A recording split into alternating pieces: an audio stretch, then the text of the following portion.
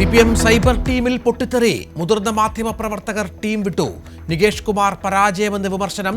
KV സുധാകരനും K മോഹൻദാസും ES സുഭാഷും ചുമതലയൊഴിഞ്ഞു. നികേഷിനോട് മുഖ്യമന്ത്രിക്കും അതൃപ്തി. സംരക്ഷിക്കുന്നത് MV ഗോവിന്ദനെന്നും ആക്ഷേപം. VK ശശി നിർണായക രാഷ്ട്രീയ പ്രഖ്യാപനത്തിന് സൂചന. KTDC ചെയർമാൻ സ്ഥാനം രാജിവെച്ചു. തെരഞ്ഞെടുപ്പ് മുന്നിൽ കണ്ടുള്ള നീക്കമെന്ന് സൂചന. നാളെ മാധ്യമങ്ങളെ കണ്ടേക്കും. ഇക്കുറി മത്സരിക്കാനില്ലെന്ന് K ബാബു. തൃപ്പൂണിത്തുറയിൽ UDF തന്നെ ജയിക്കും. സ്ഥാനാർത്ഥിത്വത്തിനായി ആരുടെയും പേര് നിർദ്ദേശിക്കില്ലെന്നും K ബാബു. കോൺഗ്രസ് സഹയാത്രികൻ അഖിൽ മാരാർ 2020 കൊട്ടാരക്കരയിൽ സ്ഥാനാർത്ഥിയായേക്കും.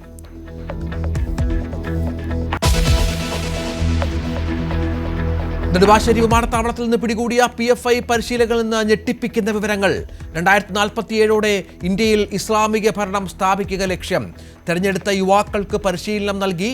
മൊയ്തീൻകുട്ടിയിൽ നിന്ന് NIAക്ക് നിർണായക വിവരങ്ങൾ.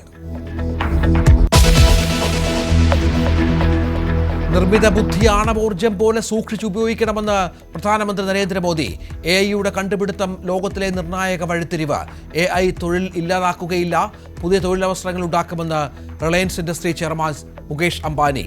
AI ഉച്ചകോടി ഡൽഹിയിൽ തുടരുന്നു. ഡോക്ടർമാരുടെ സമരത്തിൽ മെഡിക്കൽ കോളേജുകളുടെ പ്രവർത്തനം സ്തംഭനത്തിലേക്ക്. PG വിദ്യാർത്ഥികളും പ്രതിഷേധിക്കുന്നു.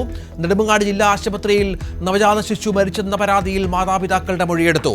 ഡോക്ടർക്ക് 10,000 രൂപ കൈക്കൂലി നൽകിയെന്ന് മൊഴി. നവകേരള സർവേ റദ്ദാക്കിയ ഉത്തരവിനെതിരെ അതിവേഗ നീക്കവുമായി സംസ്ഥാന സർക്കാർ. അപ്പീലുമായി സുപ്രീം കോടതിയെ സമീപിച്ചു. സർവേ സർക്കാരിന്റെ നയപരമായ തീരുമാനമെന്നും ഇടപെടാൻ കോടതിക്ക് അധികാരമില്ലെന്നും വാദം.